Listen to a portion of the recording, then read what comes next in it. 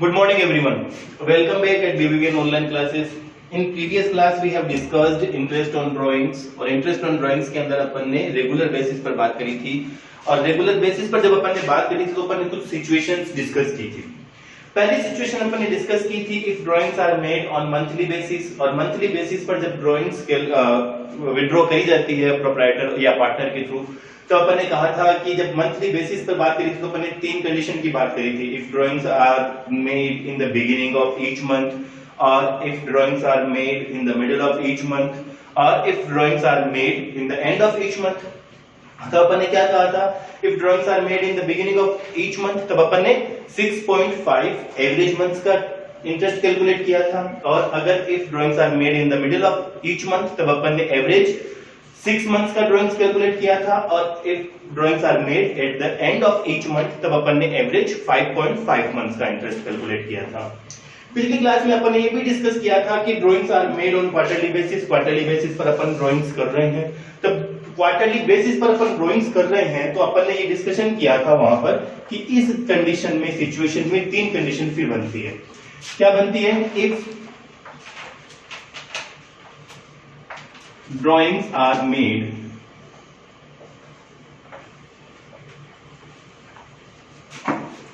in the beginning of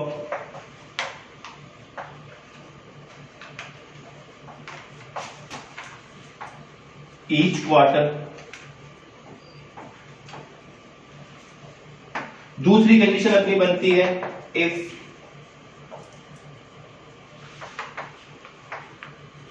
drawings are made in the middle of each quarter और third condition अपनी बनती है इफ drawings are made in the end of each quarter।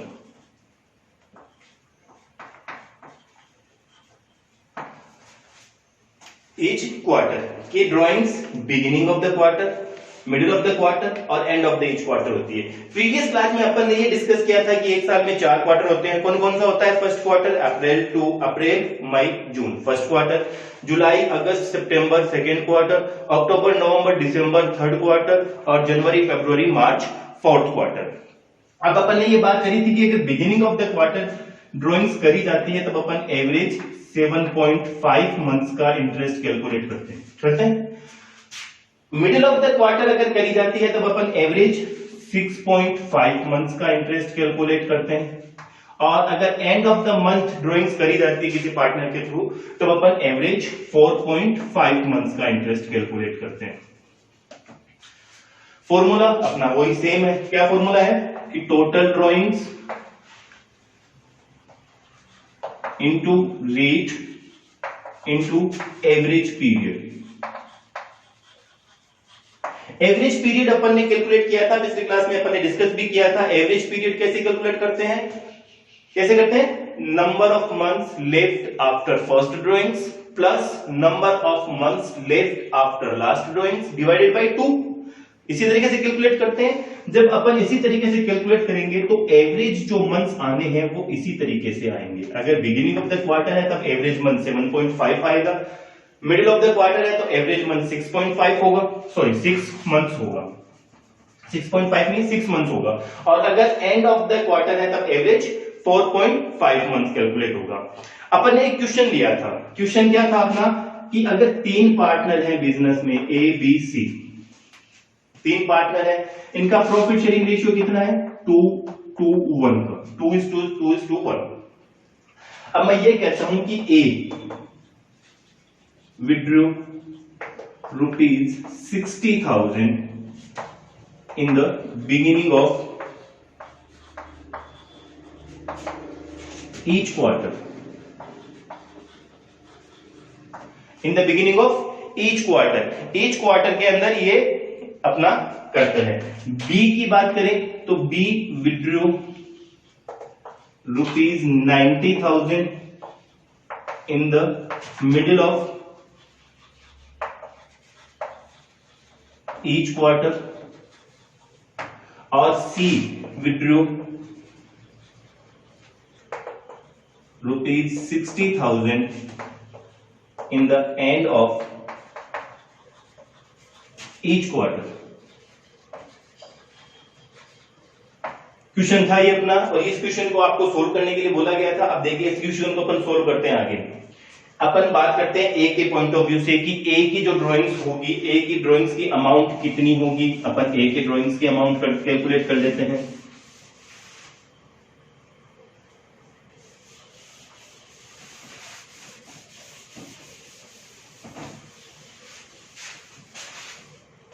अपन बात करते हैं ए के लिए, तो ए की पहले अपन टोटल ड्राइंग्स की बात करते हैं। ए कितने रुपए की ड्राइंग्स करता है? 60,000 रुपीज की। क्वार्टरली बेसिस पर बात हो रही है, और एक साल में क्वार्टर कितने होते हैं? 4, यानी कि मैं अगर इसको 4 से मल्टीप्लाई कर दूं तो ये इसकी टोटल ड्राइंग्स आ जाएगी कि पूरे साल में, एक साल में ए ने कितने रुपए की ड्राइंग्स करी? 60,000 इंटू 4। यहां पर 4 से क्यों मल्टीप्लाई किया? क्योंकि एक साल में, एक फाइनेंशियल ईयर में, एक अकाउंटिंग पीरियड में कितने क्वार्टर होते हैं? 4 होते हैं। इसलिए अपन ने इसको क्वार्टरली टोटल होल ईयर की अमाउंट बनाने के लिए इसको 4 से मल्टीप्लाई किया है। ठीक है, अब अपना टोटल ड्राइंग्स कितनी हो गई? 2,40,000 इंटू आईओडी की अपन ने जब बात करी थी इसी क्वेश्चन में, तो आईओडी कितना था? At the rate of 10% per annum. IOD कितना है? At the rate of 10% per annum. अब अपन बात करते हैं rate 10 divided by 100 into average period. Average period कितना आया? 7.5 मंथ्स। अब ये 7.5 मंथ्स कैसे कैलकुलेट हुआ, एक बार ये भी देख लेते हैं फटाफट। अपने फॉर्मूले में वैल्यू रखते हैं number of months left after first drawings, यानी कि ए जो है फर्स्ट ड्राइंग्स कब करेगा? Beginning of the quarter, first quarter के बिगिनिंग में। और फर्स्ट क्वार्टर कहां से स्टार्ट होता है? अप्रैल, मई, जून, यानी कि 1 अप्रैल को। 1 अप्रैल को करेगा। जब ए फर्स्ट ड्राइंग 1 अप्रैल को करता है तो and of the accounting year कितने मंथ्स लेफ्ट रहते हैं? पूरे 12। अप्रैल, मई, जून, जुलाई, अगस्त, सितंबर, अक्टूबर, नवंबर, दिसंबर, जनवरी, फरवरी, मार्च, पूरे 12 रहते हैं, यानी कि 12 प्लस। सेकंड अपनी आती है number of months left after last drawings, यानी कि लास्ट ड्राइंग्स ए कब करेगा? लास्ट क्वार्टर के बिगिनिंग में। लास्ट क्वार्टर कौन सा हुआ? जनवरी, फरवरी, मार्च वाला हुआ ना, वही हुआ। यानी कि ए जो लास्ट ड्राइंग्स करेगा वो कब करेगा? बिगिनिंग ऑफ द जनवरी, यानी कि फर्स्ट डे ऑफ जनवरी के फर्स्ट डे को करेगा। उसके बाद अकाउंटिंग ईयर एंड होने में कितने मंथ्स बचे? जनवरी, फरवरी, मार्च, 3 मंथ्स, यानी कि 12 plus 3 divided by 2, average 7.5 months आते हैं। अपन निकाल सकते हैं, कैलकुलेट कर सकते हैं। अपन ने यही चीज यहां करी है। अपन ने क्या कैलकुलेट किया है कि 7.5 डिवाइडेड बाई 12 अपन ने कैलकुलेट किया है। जब अपन इसको कैलकुलेट करेंगे तो ये अपना जो आंसर आएगा वो आएगा 15,000 रुपीज का। कितना आएगा? 15,000। यानी कि ए की टोटल ड्राइंग्स पर इंटरेस्ट का जो कैलकुलेशन होगा, अमाउंट होगी इंटरेस्ट की, कितनी होगी? 15,000 की होगी। क्लियर है? अब अपन बात करते हैं आगे बी की।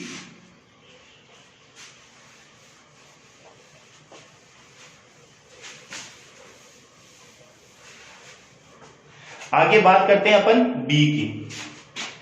देखिए, B withdrew rupees 90,000 in the middle of each quarter, यानी कि बी मिडिल में करता है। तो सबसे पहले वही 90,000 इंटू 4, वापिस वही 4 से मल्टीप्लाई कर देंगे, यानी कि एक साल में 4 क्वार्टर होते हैं। तो ये टोटल ड्राइंग्स कितनी हो गई? 3,60,000 की। अब फॉर्मूले में वैल्यू रख देते हैं अपनी 3,60,000 इंटू रेट अपनी कितनी है? 10% into middle of the each quarter है, तो एवरेज कितने पीरियड्स का, कितने मंथ्स का इंटरेस्ट कैलकुलेट करते हैं अपन? 6 मंथ्स का, यानी कि ये 6 डिवाइडेड बाय 12। अब ये 6 मंथ्स कैसे आए? देख लो, ये भी कैलकुलेट कर लेते हैं। अपन ने क्या था? Number of months left after first drawing, यानी कि बी की फर्स्ट ड्राइंग कब होगी? फर्स्ट क्वार्टर के मिडिल में, अप्रैल, मई, जून, यानी कि मिडिल ऑफ द मंथ में। मई के मिडिल में होगी, तो उसके बाद में कितने महीने बचे? आधा महीना तो मई का, फिर जून, जुलाई, अगस्त, सितंबर, अक्टूबर, नवंबर, दिसंबर, जनवरी, फरवरी, मार्च, कितने हुए? 10.5, यानी कि 10.5 प्लस बी लास्ट ड्राइंग कब करेगा? लास्ट क्वार्टर के मिडिल में, और लास्ट क्वार्टर कौन सा हुआ? जनवरी फरवरी मार्च का हुआ, यानी कि middle of the Feb, 15 Feb को करेगा। उसके बाद कितने मंथ लेफ्ट बचे? आधा महीना तो फरवरी का और फिर मार्च का, तो इसको अपन 1.5 लिख दें डिवाइडेड बाय 2, एवरेज 6 मंथ्स आते हैं। अपन ने 6 मंथ्स का इंटरेस्ट कैलकुलेट किया है। अपन ने यही चीज यहाँ देखी है। जब इस चीज को अपन कैलकुलेट करेंगे तो ये अपनी अमाउंट जो आएगी वो होगी 18,000 रुपीज की। कितनी होगी? 18,000। क्लियर है? अब अपन बात करते हैं सी के पॉइंट ऑफ व्यू से।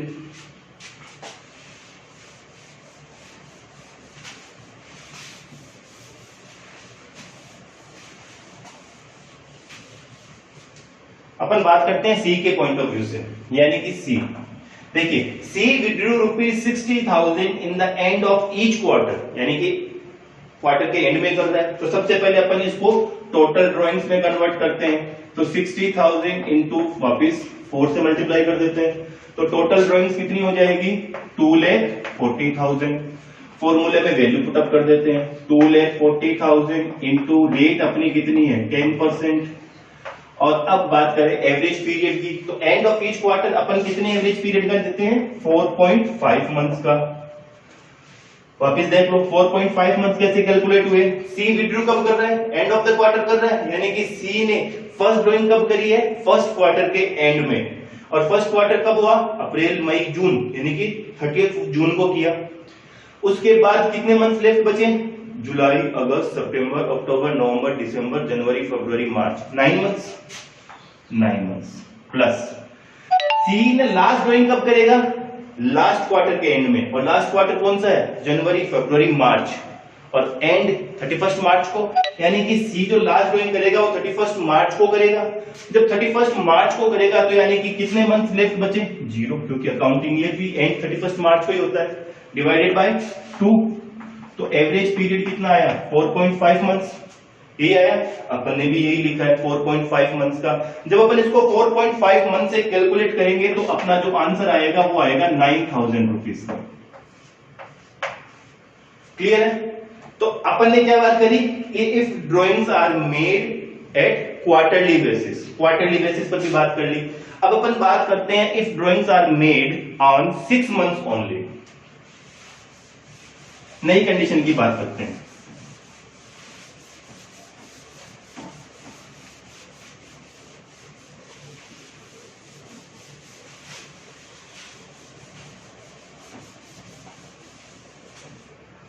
अपनी नई कंडीशन अपन लाते हैं, third condition,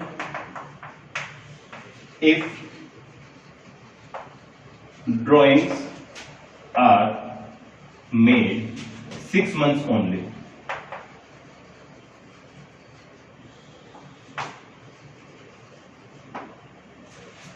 if drawings are made at 6 months ओनली। देखिए 6 मंथ्स ओनली की जब बात करी जाती है तब अपन बात करते हैं कि एवरेज कितने दिन का होगा, यानी कि अपन बात कर लेते हैं कि 6 महीने की अपने को बात करनी है। अब 6 मंथ्स के एंड पर ही बात करनी है अपने को 6 महीने की। मैं एक एग्जांपल के थ्रू इसको समझाता हूं कि अगर ए बी सी 3 पार्टनर है, अपना एग्जांपल वही चल रहा है, इनका प्रॉफिट शेयरिंग रेशियो 2:1 का है। इन तीनों ने मिलकर किसी बिजनेस को स्टार्ट किया है और वो स्टार्ट किया है 1 अक्टूबर को। 1 अक्टूबर बिजनेस स्टार्टेड। 1 अक्टूबर को बिजनेस स्टार्ट किया है, यानी कि 1 अक्टूबर से लेकर 31 मार्च तक 6 महीने हुए, और अपने को 6 मंथ्स ओनली तक ही कैलकुलेट करना है। 6 मंथ्स ओनली कैलकुलेट करना है, तब वापस कंडीशन आ जाती है, if drawings are made in the beginning of each month, if drawings are made in the middle of each month, और if drawings are made in the end of each month. उस condition में अगर beginning of the month है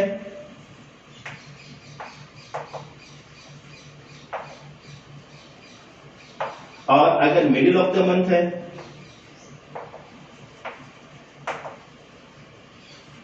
और अगर and of the month है,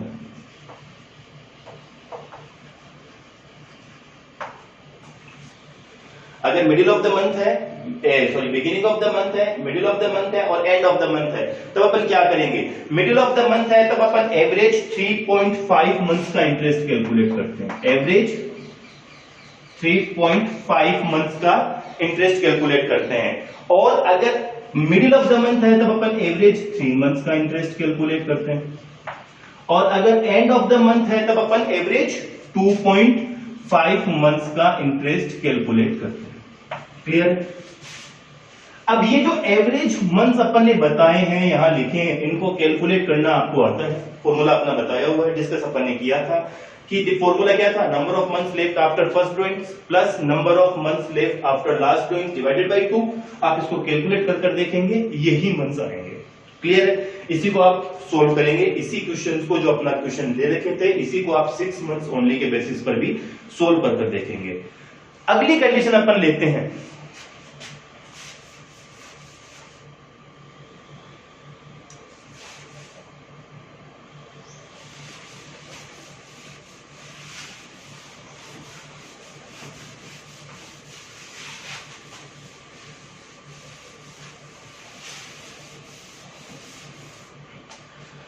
अगली condition अपन ले रहे हैं, इफ डेट ऑफ ड्रॉइंग्स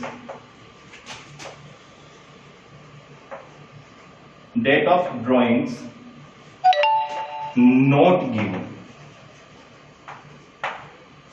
कि डेट ड्रॉइंग्स की नहीं दी हुई है, क्वेश्चन में डेट नहीं दी हुई है, तो अपन क्या करेंगे, इस कंडीशन को, सिचुएशन को समझने के लिए अपन इसकी दो कंडीशन बनाते हैं। पहली कंडीशन थोड़ा सा ध्यान से समझना है, इसको क्या करना है, डेट दी हुई नहीं है, कि अपने को ये नहीं पता है कि पार्टनर ने जो ड्राइंग्स करी है वो कब करी है, बिगिनिंग ऑफ द मंथ करी है कि मिडिल में करी है कि एंड में करी है, अपने को कोई पता नहीं हो, कि डेट अपने पास अवेलेबल नहीं है। उस कंडीशन में अपन ये कहते हैं कि क्वेश्चन में अगर rate of interest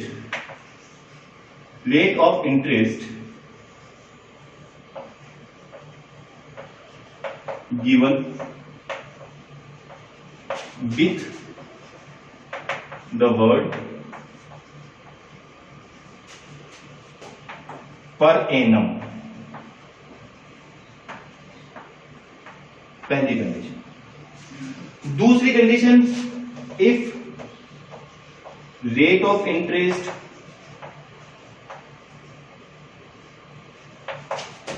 given without the word per annum।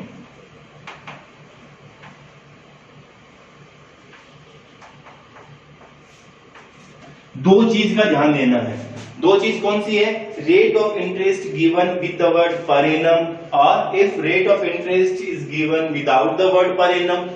अपने को ये दोनों चीजें क्वेश्चन को केयरफुली रीड करते हुए ध्यान में रखनी है। जब कब ध्यान में रखनी है, जब ड्राइंग्स की डेट क्वेश्चन में अवेलेबल नहीं हो। जब क्वेश्चन में डेट अवेलेबल नहीं है और इंटरेस्ट की रेट पर एनम के साथ में दी गई है, तब अपन एवरेज 6 मंथ्स का इंटरेस्ट कैलकुलेट करते हैं। तब अपन एवरेज 6 मंथ्स का इंटरेस्ट कैलकुलेट करते हैं। अपन एवरेज बेसिस पर ये मानते हैं कि अपने को 6 मंथ्स का इंटरेस्ट दे देना चाहिए, क्योंकि अपने को ये क्लियर पता नहीं होता क्वेश्चन को देखकर कि भाई ड्राइंग्स पार्टनर ने कब करी है, इसलिए अपन एवरेज 6 मंथ्स का कर देते हैं। लेकिन अगर interest of drawings without per annum दी गई है, तब अपन टाइम फैक्टर को इग्नोर कर देते हैं, टाइम फैक्टर को इग्नोर कर देते हैं, और अपन क्या करते हैं, इस पर होल ईयर का इंटरेस्ट कैलकुलेट कर देते हैं, यानी कि यहां पर पूरे साल का इंटरेस्ट कैलकुलेट कर दिया जाता है। देखिए एक एग्जांपल के थ्रू समझते हैं। मैं ये कहता हूं, ए एक पार्टनर है, ए withdrew ₹20,000 during the year,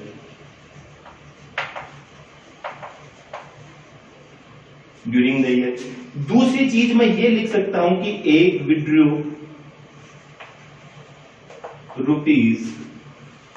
₹5,000 in each month.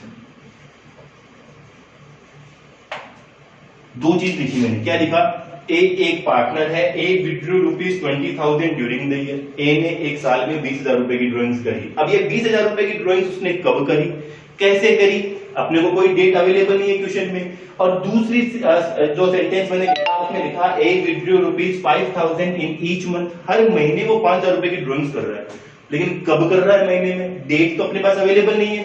उस कंडीशन में अब अपन कहते हैं कि यहां पर अगर आईओडी की रेट जो है वो 10% पर एनम वर्ड के साथ दी हुई है, किसके साथ दी हुई है, पर एनम वर्ड के साथ दी हुई है, तो अपन क्या करेंगे,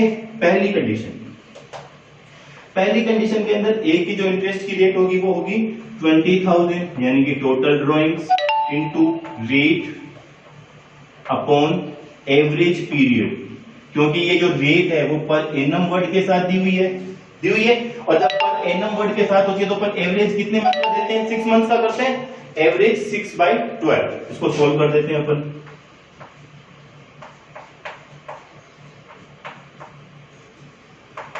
₹1,000 पूरे। सेकेंड कंडीशन इसी की अपन लेते हैं कि ए ने ₹5,000 पर मंथ करी है, तो इसको अपन टोटल ड्राइंग्स में कन्वर्ट करते हैं। यहां पर अपने को टोटल ड्राइंग्स गिवन है, लेकिन यहाँ टोटल ड्राइंग्स नहीं गिवन है, यहाँ मंथली ड्राइंग्स गिवन है, तो अपन पहले इसको टोटल ड्राइंग्स में कन्वर्ट करते हैं। टोटल ड्राइंग्स में कन्वर्ट करने के लिए इसको 12 से मल्टीप्लाई कर दिया, यानी कि टोटल ड्राइंग्स कितनी हो गई, 60,000। अब इस 60,000 के ऊपर अपन कैलकुलेट कर लेते हैं, 60,000 इंटू रेट अपन कितनी है, 10%, एवरेज पीरियड 6/12। डिफरेंस क्या था, इस सेंटेंस में टोटल ड्राइंग्स गिवन है, लेकिन इस सेंटेंस में टोटल ड्राइंग्स गिवन नहीं है। इसमें मंथली ड्राइंग्स गिवन है, तो पहले अपन इसको टोटल ड्राइंग्स में कन्वर्ट किया, फॉर्मूले में वैल्यू पुट अप कर दी। इसको सोल्व कर लेते हैं, आंसर आ जाएगा 3000। आगे कर सकते हैं। तो अपनी कंडीशन क्या थी कि if rate of interest given with the word of per annum के साथ दिया था, तो अपन ने एवरेज पीरियड से कैलकुलेट कर लिया। लेकिन अगर इसी क्वेश्चन के अंदर मैं ये कह देता हूं, लेकिन इसी क्वेश्चन में मैं ये कह देता हूं कि ये जो रेट है वो विदाउट पर एनम वर्ड दी हुई है, यानी कि विदाउट पर एनम, यानी कि सिर्फ ये कह रखा है कि इंटरेस्ट रेट जो है ड्राइंग्स के ऊपर वो 10% है, तब क्या करेंगे, पहली कंडीशन से total drawings 20,000 into rate upon 100, क्योंकि अपन ने टाइम फैक्टर को इग्नोर किया है। इग्नोर किया मतलब अपने को कोई एवरेज पीरियड नहीं करना, अपने को पूरे होल ईयर का कैलकुलेट करना है। उस कंडीशन में इसका आंसर कितना होगा, 2,000 रुपीज का होगा, नहीं होगा। दूसरी सिचुएशन अपन ने बनाई थी, तब अपन ने क्या किया था, 5,000 रुपीज को पहले टोटल ड्राइंग्स में कन्वर्ट किया। टोटल ड्राइंग्स अपनी कितनी हुई थी, 60,000 की। इस 60,000 के ऊपर इंटरेस्ट का कैलकुलेशन किया अपन ने इंटू रेट अपॉन 100, यानी कि 6,000। हो रहा है, नहीं हो रहा, हो रहा है। तो एक चीज अपन ये कह सकते हैं कि ये जो आंसर आएगा, यानी कि विदाउट पर एनम जो आंसर होगा वो विथ पर एनम का जस्ट डबल होगा। क्यों होगा, क्योंकि विथ पर एनम में अपन 6 मंथ दे रहे हैं और विदाउट पर एनम में अपन पूरे साल का दे रहे हैं, यानी कि 6 मंथ का जो इंटरेस्ट होगा उसका डबल होगा। जस्ट इजी है, कर सकते हैं। तो ये जो था अपना टॉपिक इंटरेस्ट ऑन ड्राइंग्स का था। आज अपन ने इंटरेस्ट ऑन ड्राइंग्स के टॉपिक को कंप्लीट किया है। अब आपको घर पर इंटरेस्ट ऑन ड्राइंग से रिलेटेड अपनी एग्जाम बुक के, आपके पास जो भी बुक अवेलेबल होंगी उस बुक से इसके एग्जांपल्स को सोल्व कर इसकी प्रैक्टिस करनी है। नेक्स्ट क्लास के अंदर अपन वापस नए टॉपिक के साथ मिलेंगे, तब तक के लिए थैंक यू।